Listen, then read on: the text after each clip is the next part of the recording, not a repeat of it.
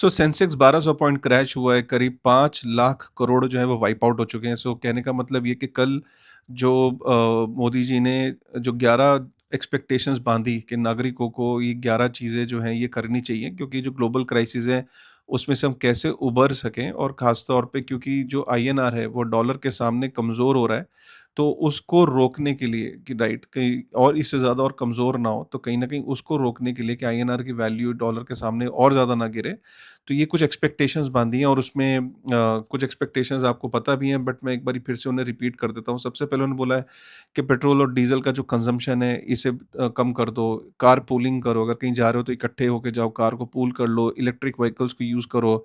Covid era के अंदर जो वर्क फ्रॉम होम और कॉन्फ्रेंसेस वगैरह होती थी, ऑनलाइन, उसको वापस लेके आओ। Avoid non essential foreign travel मत करो अगर ज़रूरत नहीं है। फॉरेन डेस्टिनेशंस भी शादियाँ-वादियाँ होती थी, ये इसको बंद करो। 1 साल के लिए अ जो आप ना गोल्ड ज्वेलरी मत करो। ये रिक्वेस्ट करी कि 1 साल तक गोल्ड ज्वेलरी बाय मत करो। सबसे ज़्यादा इम्पैक्ट इस चीज़ से आता है, वो मैं एक्सप्लेन करूँगा। एडिबल ऑयल जो है इसका कंज़म्पशन 10% से कम कर दो। मेड इन इंडिया जो है वो प्रोडक्ट्स को खरीदो। केमिकल फर्टिलाइज़र्स को मत लो, और जो डीज़ल पंप्स होते हैं ना एग्रीकल्चर में पंप्स के लिए, तो उसमें डीज़ल की पंप्स को नहीं यूज़ करो, सोलर पंप्स को यूज़ करो। सो ऑब्वियसली इस कहीं न कहीं लोगों ने ना थोड़ा-सा इसको मार्केट में कहीं न कहीं पैनिक तो हुआ है, क्योंकि लोगों का काम है स्पेकुलेट करना, और जो बेयर्स होते हैं, अब वो कहीं न कहीं ये थ्योरी फैलाते हैं कि देखो सिचुएशन खराब है, जितना वो बोल रहे हैं क्या पता उससे ज़्यादा खराब है एंड ऑल दैट स्टफ, ठीक है? आइडिया बेसिकली क्या है मोदी जी का, इसमें हम 2 चीज़ों को पकड़ते हैं। एक हम पकड़ते हैं पेट्रोल और जो डीज़ल है उसकी स्थिति को पकड़ते हैं, और एक हम पकड़ते हैं गोल्ड को, और हम ये समझते हैं कि ये आईएनआर और डॉलर ये कमज़ोर, आईएनआर कमज़ोर कैसे होता है, डॉलर मज़बूत कैसे होता है, थोड़ा-सा मैं इसको प्लेन भाषा में भी समझा देता हूँ, ठीक है? सो कोई भी कंट्री होती है, राइट? तो उसकी जो करेंसी की जो वैल्यू डॉलर के सामने डिप्रिशिएट हो रही होती है। जैसे अगर हम आईएनआर की बात करें तो पिछले 10 सालों में करीब 40% के आसपास जो है आईएनआर परचेजिंग पावर में डिप्रिशिएट किया है। मतलब इन कंपैरिजन टू अगर हम डॉलर से जब हम कंपेयर करते हैं, तो हमारी जो वैल्यू जो गिरी है पिछले 10 सालों में 40-42% गिरी है, ठीक है? अब होता क्या है कि हम लोग जो हैं, जैसे हमारी जो कंट्री है, उसका सबसे बड़ा ऑब्जेक्टिव क्या है कि उसके जो रिजर्व्स हैं वो तेजी से बढ़े, मतलब जो उसके पास हमारे जो फॉरेन फॉरेक्स रिजर्व्स हैं वो बड़े होते चले जाएं, वो इतने बड़े हो जाए कि हम पे किसी पे डिपेंडेंस ना हो, ठीक है? फॉरेक्स रिजर्व्स बढ़ाने का मतलब ये कि मेरे पास इनफ गोल्ड हो, मेरे पास डॉलर्स हो, ठीक है, मेरे पास जितने भी एसेट्स हो सकते हैं, तो मेरे पास इनफ एसेट्स हो कि मैं जब मेरे को फ्यूचर में जब मैं कोई ऐसी स्थिति आ जाए, कोई बहुत ही विकराल स्थिति आ जाए, तो मेरे पास इनफ पैसे हों कि मैं इंपोर्ट कर सकूँ। जैसे आज की डेट में हमारे पास इनफ रिज़र्व्स हैं कि हम 1 साल का इंपोर्ट कर सकते हैं, ठीक है? तो ऐसे ही कोई कोई भी कंट्री चाहेगी कि वो 1 साल नहीं, वो 2 साल, 4 साल, 5 साल, 10 साल, मतलब वो आत्मनिर्भर हो, उसके पास इतने फॉरेक्स रिज़र्व्स हो। तो इसका मतलब ये है कि कोई भी कंट्री ये चाहेगी कि वो इतना डॉलर कमाए कि डॉलर के रिज़र्व्स जो हैं वो बढ़ाती चले जाएँ, ठीक है? कोई कोई भी कंट्री यही चाहेगी। लेकिन ऐसा प्रैक्टिकली होता नहीं है, क्योंकि ऑब्वियसली इश्यूज़ आते हैं। आप कुछ एक्सपोर्ट करते हो, कुछ इम्पोर्ट करते हो। कुछ कंट्रीज़ ज़रूरत से ज़्यादा इम्पोर्ट करती हैं, एक्सपोर्ट नहीं कर पाती हैं, और कुछ कंट्रीज़ बहुत अच्छा एक्सपोर्ट करती हैं, जैसे कि चाइना एक्सपोर्ट कर रहा है, ठीक है? अमेरिका को, और डॉलर कमा रहा है, और ग्लोबल ट्रेड सारा डॉलर में ही होता है, ठीक है? अब इंडिया की भी बात करें तो अब जो हम लोग हैं, हम नेट-नेट में हमारी 2 चीज़ें हैं, दुखती रग हैं, जो काफ़ी हमें जिसकी वजह से हमारा डॉलर जो है वो ड्रेन आउट होता है, ठीक है? सबसे पहले हम बात करते हैं तो हमारा जो पेट्रोलियम और ऑयल, बेसिकली डीज़ल, गैस, ये सारी चीज़ें हम इस पे बहुत ज़्यादा डिपेंडेंट है मिडल ईस्ट पे। हमने स्ट्रेट ऑफ हॉर्मुज़ से देखा है 85% हमारी जो ज़रूरत है वो इसी रास्ते से आती है। ठीक है? तो हम बेसिकली जब हम इस तेल को जो है वो इम्पोर्ट करते हैं, और जो दूसरी जो सबसे बड़ी चीज़ है जो हम इम्पोर्ट करते हैं, हम गोल्ड को इम्पोर्ट करते हैं। पहले हम तेल की बात करते हैं।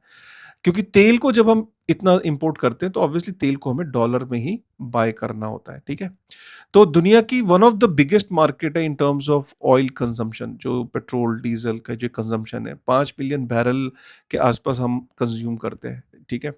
अब इशू क्या है इस वक्त कि जो इस वॉर की वजह से जो तेल का भाव है, आप देख रहे हो कि $100 पर बैरल से नीचे तो कभी कभार आता है, रेयरली $120 पर बैरल भी गया, ठीक है? तो ये तेल का भाव हमेशा कंसिस्टेंटली ऊपर चल रहा है, ठीक है?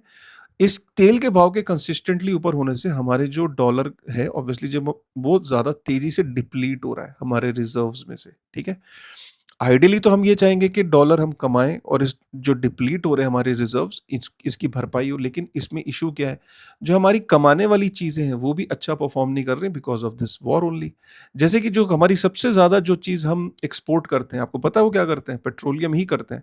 हम क्या कर रहे थे कि सस्ते में तेल रशिया से ले रहे थे, उसको रिफाइन कर रहे थे, फिर वापस से दुनिया को वो तेल बेच रहे थे। ठीक है, तो पेट्रोलियम और पेट्रोलियम प्रोडक्ट्स जो हैं वो हम एक्सपोर्ट करते हैं, उससे हम डॉलर से कमाई करते हैं। ठीक है, अब उसमें क्या है कि स्ट्रेट ऑफ हॉर्मुज से जब क्रूड ऑयल जब महंगा आ रहा है, जब रशिया पे सैंक्शंस हैं, जब अमेरिका ने भी इंटरवीन किया कि भाई तुम वेनेजुएला से लो, ये लो, बोलो, आप सबको पता ही कहानी। तो कहने का मतलब है कि जैसे तेल डिसरप्ट हुआ, रशिया से भी तेल मिलना, जब सस्ता तेल मिलना मुश्किल हुआ, तेल जो है वो फ्रीली आ नहीं रहा है, तो ऑब्वियसली मेरे एक्सपोर्ट्स पे भी उसका इम्पैक्ट आ रहा है। जब मैं एक्सपोर्ट नहीं कर पा रहा हूँ तो मेरे डॉलर की कमाई नहीं हो रही, खर्चा मेरा वहीं का वहीं खड़ा है। ठीक है, पहला सेक्टर। दूसरा सेक्टर आईटी सेक्टर पे बड़ा इम्पैक्ट हुआ, जो मेरे कमाई का जो साधन था। एआई की वजह से क्या हुआ है कि पहले क्या होता था कि जो बाहर विदेशी कंपनियां थी ना, वो मेरे हमारे यहाँ पे जो आईटी कंपनियां होती थी उनको, एक एम्प्लॉय को सपोज अगर एक प्रोजेक्ट को करने में 20 लोग लग रहे हैं तो 20 लोगों को सैलरी मिलती थी, फंड करती थी अमेरिकन कंपनीज। अब वो कह रही हैं कि भाई ये रहा एक प्रोजेक्ट, मैं इतने ही पैसे दूंगा, तुम चाहे 20 लगाओ या 5 लगाओ 7 लगाओ। ये चेंज हुआ है, ठीक है? क्योंकि वो कह रहे हैं कि भई हमें भी पता है कि तुम्हारे इस प्रोजेक्ट को करने के लिए 20 लोग नहीं चाहिए। अब वो तुम्हारे ऊपर है, तुम 5 लगाओ, 20 लगाओ, 30 लगाओ, मैं तुम्हें इतने ही पैसे दूँगा। इस तरह के रेवेन्यू पे जब अमेरिकन कंपनीज़ जब डिक्टेट कर रही हैं टर्म्स को, तो रेवेन्यू कम हो रहा है। तो डॉलर कमाने वाली एक और संस्था जो है वो हमारी एक और इंडस्ट्री कमज़ोर पड़ रही है। उसके बाद हम एग्रीकल्चर पे बात करते हैं।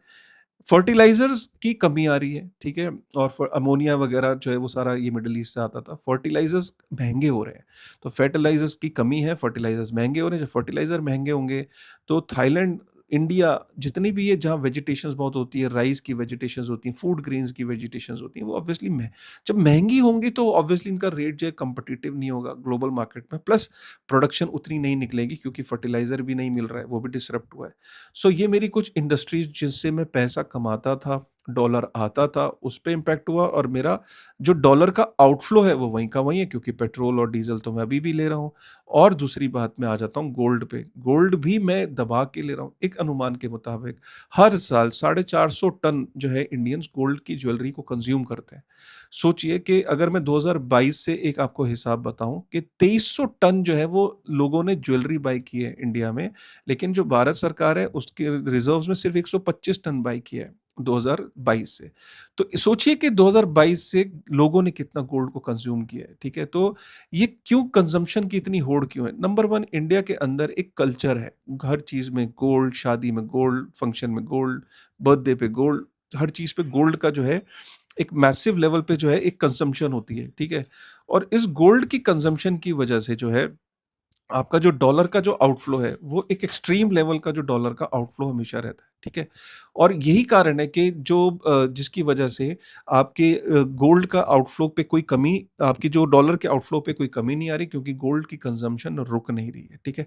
तो ये जो कहने का जो मतलब है ये कि कल जो रिक्वेस्ट की गई, वो ये रिक्वेस्ट की गई कि भैया गोल्ड को इतना कंज़्यूम ना करो।